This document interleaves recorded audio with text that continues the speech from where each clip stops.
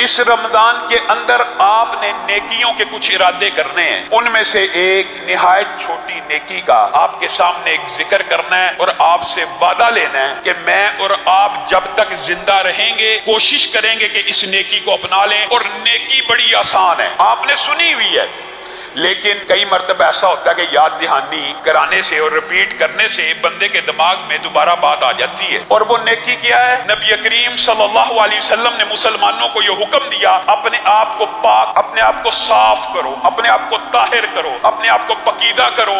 آج آپ بیماریوں میں مبتلا ہیں، سائنسدانوں نے کہہ دیا 20 سیکنڈ کے لیے ہاتھ نہیں ہے، ہر بندہ مومن ہے، مسلم ہے، وہ بھی دو رہا ہے۔ لیکن جب رسول اللہ صلی اللہ علیہ وسلم نے کہا اپنے جسموں کو پاک کرو، کس سے؟ بیماریوں سے بھی، گناہوں کی آلودگیوں سے بھی، تو وہ بات ہمیں سمجھ نہیں آئی کیسے پاک کریں۔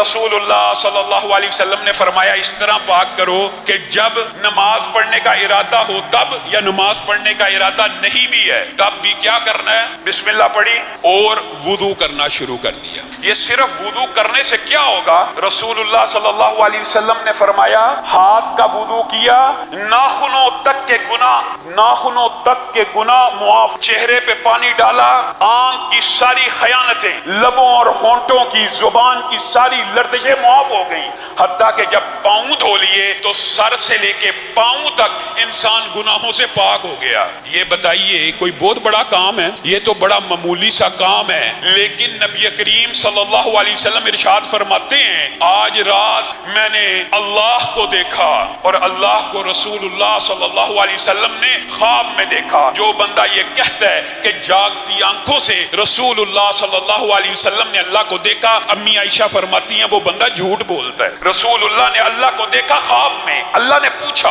اے حبیب آپ کو علم ہے کہ کفارات کیا ہیں؟ کفارات کیا ہیں؟ رسول اللہ صلی اللہ علیہ وسلم نے جواب دیا جی اے اللہ میرے رب مجھے علم ہے کفارات کیا ہیں۔ تو اللہ نے کہا بتائیے کیا ہیں؟ تو نبی کریم صلی اللہ علیہ وسلم نے آپ کو اور مجھے جو چند باتیں بتلائی ان میں سے ایک بات یہ بھی ہے کہ اس وقت وضو کرنا جب انسان کو وضو کرنا مشکل لگ رہا ہو۔ وہ کون سا وقت ہوتا ہے؟ شدید سردی کا، جس وقت وضو مشکل ہوتا ہے۔ آج تو گرمی ہے، وضو کرنا کوئی مشکل ہے؟ یہ اتنا بڑا اجر و ثواب کا کام ہے، بیماریوں کو دور کرنے کا کام ہے، گناہوں کو دور کرنے کا کام ہے کہ آپ حیران رہ جائیں۔ رسول اللہ صلی اللہ علیہ وسلم نے ارشاد فرمایا جو بندہ سونے سے پہلے صرف وضو کر کے سوتا ہے، بتائیے یہ حدیث سنی ہے، آج آپ نے یہ وعدہ کرنا ہے اپنے آپ سے، اللہ سے، اللہ یہ اتنی بڑی بات نبی کریم کی ہم تک پہنچی ہے، آج ارادہ کرتے ہیں کبھی اس کام کو نہیں چھوڑیں گے۔ نبی کریم صلی اللہ علیہ وسلم نے ارشاد فرمایا جو بندہ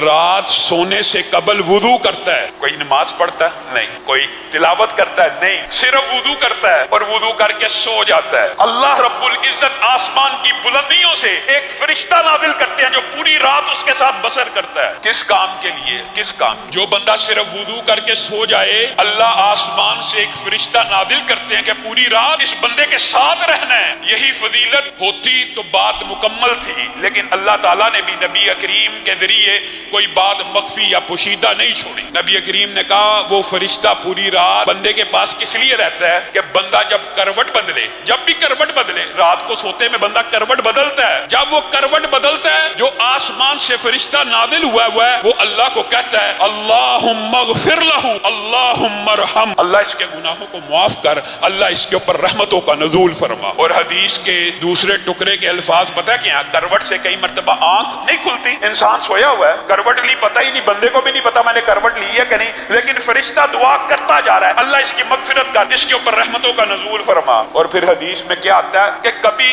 ایسا بھی ہوتا ہے کہ بندے کی آنکھ کھل جاتی ہے، سوتے میں اچانک آنکھ کھل گئی، جیسے ہی آنکھ کھلی کروٹ نہ بھی لی ہو فرشتہ دعا شروع کر دیتا ہے اللہ اس نے وضو کر کے، بتائیے رسول اللہ صلی اللہ علیہ وسلم کو، آپ کو، اب بتائیے صرف وضو کرنا اس کا اجر و ثواب کیوں ہے؟ آپ نے یہ بات نوٹ کیا کیوں ہے؟ کیونکہ میں نے اور آپ نے اس نیت سے وضو کیا ہے کہ ہمارے نبی نے حکم دیا ہے، بس کوئی لاجک نہیں، کوئی منطق نہیں، کوئی فلسفہ نہیں، جو رسول اللہ کہہ دیں وہ بطور علت ہمیں علم ہو جائے تو ٹھیک ہے، پتہ چل جائے کہ اس کی حکمتیں کیا ہیں، اور حکمتیں بھی محدثین نے بیان کر دی ہیں کہ بیماریوں سے دور کرنے والا، گناہوں سے دور کرنے والا، صرف آنکھ کھلی ہے فرشتہ دعا کر رہا ہے، اسی پر بات بس ہو جاتی ہے اور بات مکمل ہے۔ لیکن نبی کریم صلی اللہ علیہ وسلم نے اس سے بھی ایک عظیم بات کی ہے۔ بندہ سویا ہوا ہے، وضو کر کے سویا ہے، آپ لوگ اکثر پوچھتے ہیں ہماری دعائیں قبول نہیں ہوتی، ہماری دعائیں فوری نہیں سنی جاتی۔ ایک آسان ترین کلیہ، ایک ہی کلیے کے اندر فرشتے کی صحبت، ساری رات فرشتہ آپ کے ساتھ رات بسر کرے گا، صرف بسر نہیں کرے گا، ساری رات جب بھی آپ ہلیں گے، کروٹ لیں گے، آپ کی مغفرت کی دعا کرے گا، جب بھی آنکھ کھلے گی آپ کی مغفرت کی دعا کرے گا۔ تین باتیں۔ اور چوتھی بات کیا ہے؟ جس وقت آنکھ کھل گئی اور انسان اپنی یہ ٹریننگ کر کے سوئے کہ وضو میں سو رہا ہوں، اگر آنکھ کھل گئی اللہ نے موقع دے دیا تو اللہ کے سامنے لیٹے لیٹے ہی چند گزارشات پیش کر دوں گا۔ نبی کریم صلی اللہ علیہ وسلم نے کہا وضو کی حالت میں سونے والا انسان کروٹ لے تب بھی معافی، آنکھ کھلے تب بھی معافی کی دعا تو فرشتہ کر رہا ہے، لیکن اتنا بیدار ہو جائے کہ ہوش حواس آ جائیں اور اللہ کے سامنے ہاتھوں کو پھیلا کر اسی حالت میں اللہ سے کسی بھی چیز کا مطالبہ کرے، اللہ تعالیٰ وہ مطالبہ قبول کر لیتے ہیں۔ بتائیے رسول اللہ نے کوئی بات ادھوری چھوڑی ہے؟